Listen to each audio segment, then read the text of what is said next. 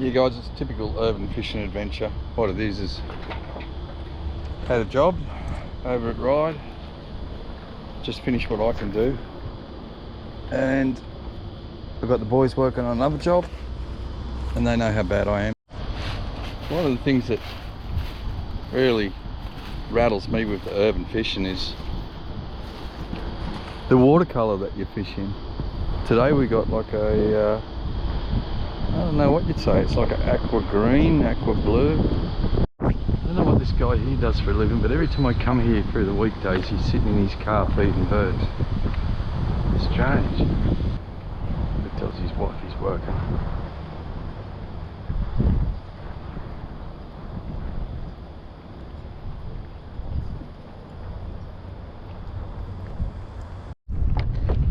Join us 2nd of February for a guided wetland walk to celebrate World Wetland Day.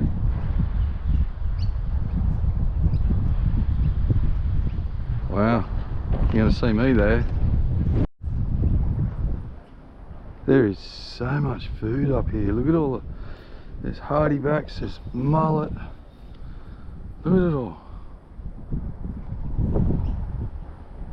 You know they're going to come up here and eat.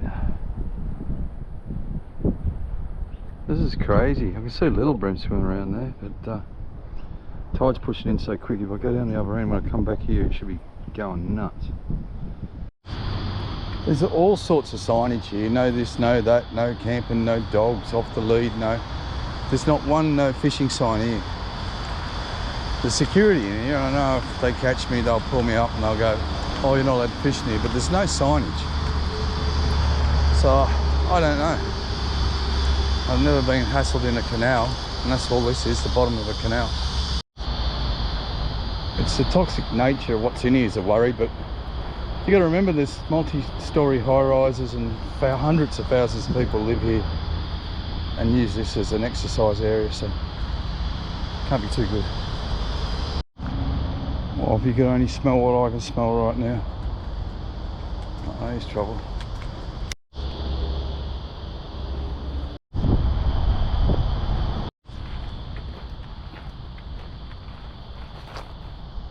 I'm just following the ribbons. Could be leading me to one of the best fishing holes in Sydney, or a Chinese New Year party, which I'll take both. Cool ribbons, huh? All the way along here. Looked like tide was running in when I pulled up. Walked all the way down here and it's lower now, so it must be at the bottom now. I don't know. Some of those canals get surges. Tidal, like tide's running in, but then there's a surge pushes it all back out again. Right, it's very shallow though, too shallow. One good thing is there's toads. See that? I didn't see any toads up further, and now if those toads go for my lure, yep, look at them. Oh yeah, that's all I needed to know. If I hang around here for a little bit, fish will come to me. For sure. Anyway, I'm going to turn the camera off until I get the first bite, because it normally goes crazy once you get onto one. The school should roll in here. Just have another cast while I've got the camera running, just in case they're already here, but I don't. I think we're within minutes of each other. Like any minute now. School rolls in here. It's usually when the water lifts about another foot from this, so you can chew along this edge. Anyway, we'll wait for them. Those toads telling me that it's going to go nuts. Alright, let's wait for them. First inquiry. Oh yeah, got him. Oh, that didn't take long. It started here. Hey bud. Thank you, needed you. Hate to do, you get a plan, you think, oh, I'll walk all the way down here, and then you're like a little bit off on the tide and you're thinking, oh, I hope I didn't do all this for nothing. But that's not the case. One peck, one bite, one fish. Now boy, if you look at the hook I've got on here, I'll just show you, I'll let the fish go. The hook I got, I bought it from Temu. I bought a box of them for like it's under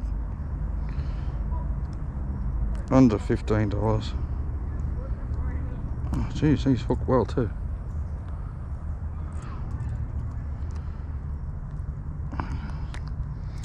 I'll just let you go first, bud. There's that little bream. It's a good starter fish. Anyway, I got a snap clip on here because I was going to go to hard bodies pretty soon. Need to reload, but that weighted jig head or worm hook, I think it's 50 of them, 5 different colours for it's about $14. Pretty good value if you ask me. Very hard to beat.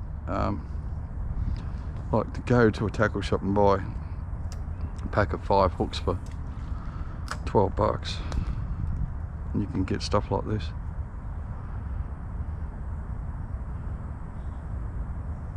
So we get a couple more like this, and hopefully they'll just keep rolling into me. They should come to me, but if I keep working that way a bit. One more cast in there. I tend to move, as soon as I get a bream I tend to move, unless I'm on a highway like this where I'll just probably work 30-40 yards and just keep waiting for them to come in. Otherwise I like to move on. But I got a feeling there's going to be more.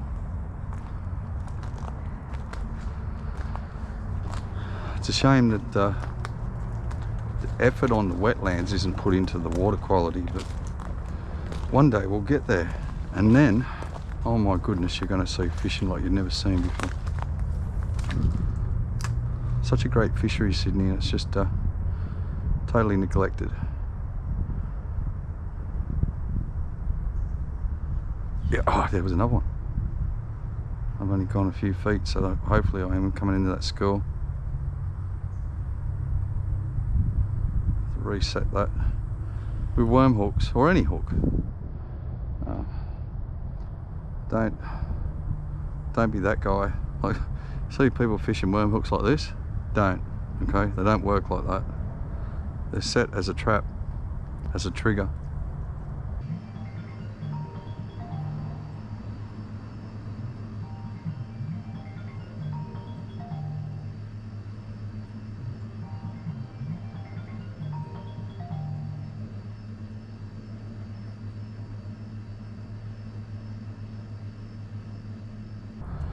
Let's see if he'll take that again.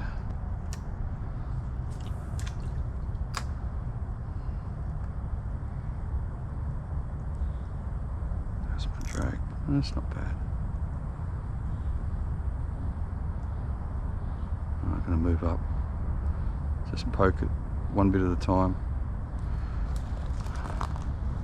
This is one of them, like, I would say move quick. Ooh! See? Move quick, fish slow. Well, if I did that then I would have had another fish. Once you find them, like, they're coming into me, they're coming to me. Alright. I'll lay that one to poor fishing. And yeah. Move quick, fish slow. So in other words, I walked up here as quick as I could, got my line in the water as quick as I could, and now I just got to go through those motions.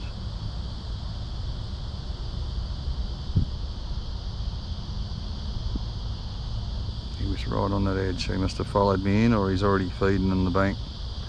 And we'll go up around this one now.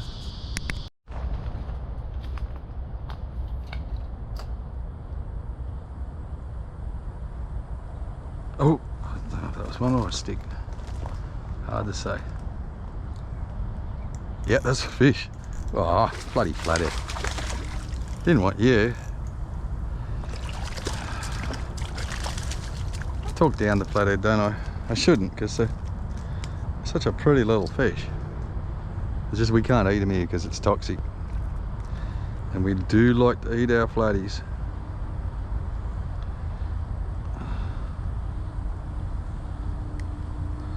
So again, you just pop that little worm hook. And see how I got to re-rig it. Just push it down, set the trigger again. That, and you want it to to pop open. So that's why I'm saying don't have it already set, because it's a trap, it's a mouse trap.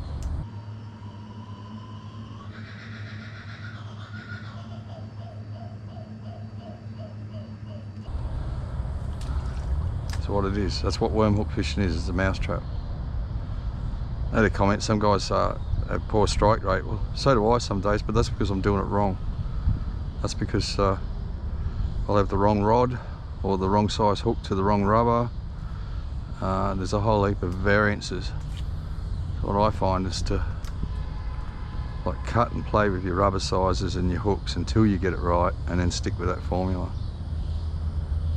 Like I prefer to fish a 1 hook than a 1/0 on brim, but in saying that, all the big brim take the 1/0s anyway, so what I'm missing is just the stuff I don't really want anyway. Ooh. Anyway, we're going to keep working these edges for about, I'll give ourselves half an hour, see how many we get. It's coming in really quick this tide. I don't know if any of you guys noticed, but see how I'm right-handed, but I retrieve my right hand.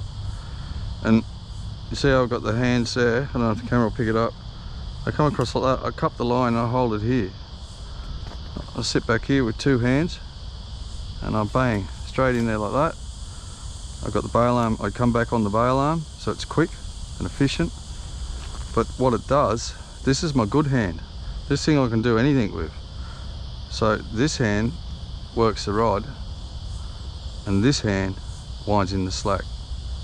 I don't understand the other way around. I can't really get the same result out of my lure techniques. Like being a right-handed person and a left-handed retrieve, I just do not get the action out of my lures as I do retrieving with my right hand and working, see that twitch with the rod with my left. The left's easy.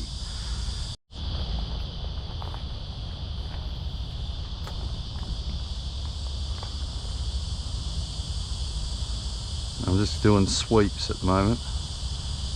They seem to be fairly active when you come across one, so that's the whole idea of the sweeps, is to sweep it into the fish. You know the saying, if the mount won't come to Muhammad. I did one out that way and they go one up.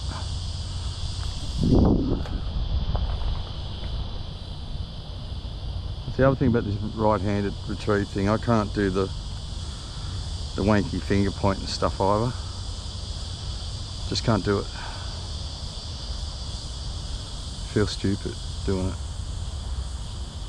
I think I've passed them already. I hope not. I hope not.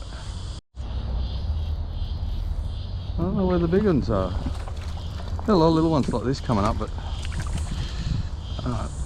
they come through in classes, so I've got a feeling it's going to get better. It's going to get better. Well, even that, see, it's the corner of the jaw, the hook up. When you get the worm hooks right, you get them right. Whether you got to use a straight edge hook or what. I really feel like the Australian fishing industry has a lot to answer for, you know, with some of the, like, why don't they use worm hooks, promote worm hooks? You watch some of these other YouTube videos, especially by the brand names, and oh my god, I watched one video on a high-end fisherman chucked about 20 high-end lures, you know, $30 lures into rocks with 2-pound line, got snapped off over and over, and he's promoting his product. So you're not going to get people fishing, loving the sport like that, mate. You're just turn them into suckers, punters for yourself.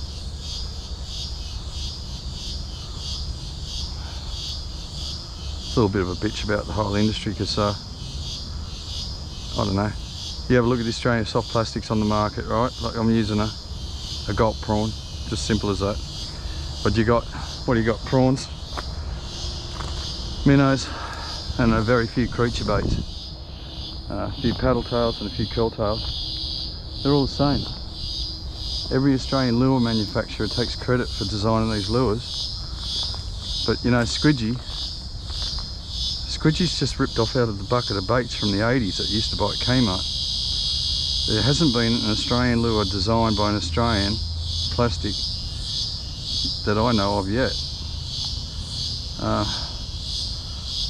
They were all raving about like the new prawn lures that are coming out on the market. And if you ever look at the prawn lures that are coming out on the market, they're the same lures that we were using back in the bloody 80s, mate. But everyone thinks that they're new because they weren't fishing in the 80s. But yeah, we desperately need more creature baits, more.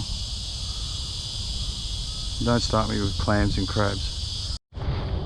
Yeah, when the soft plastic rage hit here back in the late 90s, it was sort of like two schools. There was the guys that were just fishing the squidgy stuff.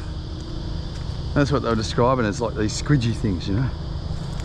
And then there was the guys like me that were more like the Berkeley power bait, the little tiny 1-inch nippers and little curl tails turned up, these little small slider paddle tails, things like that, little triple tail curl tails, all that sort of stuff. We got into that. And then we got into catch scent, big time. And then I was fishing one day with mate, young Cody Stewart. He was sponsored by Atomic. And at the time, gulps were winning everything in the comps.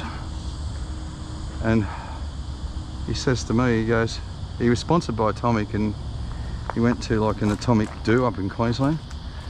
And he ran into Timmy Morgan while he was Tim the Brim. And he says, Tim reckons you can catch more fish on an Atomic plastic than you can on a gulp. Now that guy's such a good angler that I thought long and hard about what he said, and you know what, he was right. Any plastic's good if you put the right catch scents on them, and working with the right techniques. Yeah, you can catch as many fish with an Atomic as you can with a gulp, and that was a real eye-opener for me.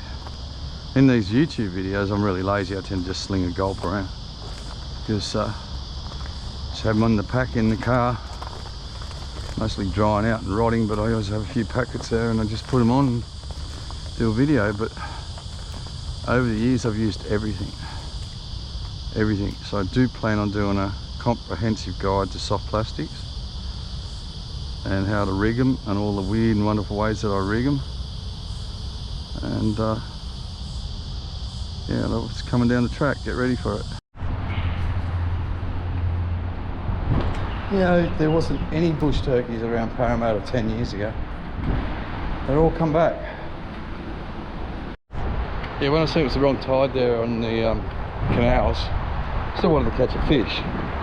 So, and I knew I wasn't going to get time to catch a lot of fish like I wanted to. Like they'd be biting for the rest of the day today. But that move quick, fish slow. It's taking me 10 minutes of marching from the car down to there. 10 minutes to catch, what, 3 bream? I think it was 3 bream, dropped another 2 or 3, and a little flathead. Only got 1 legal, but still a quick fish for 10-15 minutes. And then a 10-minute march back. Move quick, fish slow. That 10-15 minutes I was down there, I just fished nice and slow, relaxed, caught my fix, and now I'm gone. This guy spends all day just feeding the birds here. All day. Every time I come down here, door open, feeding the birds.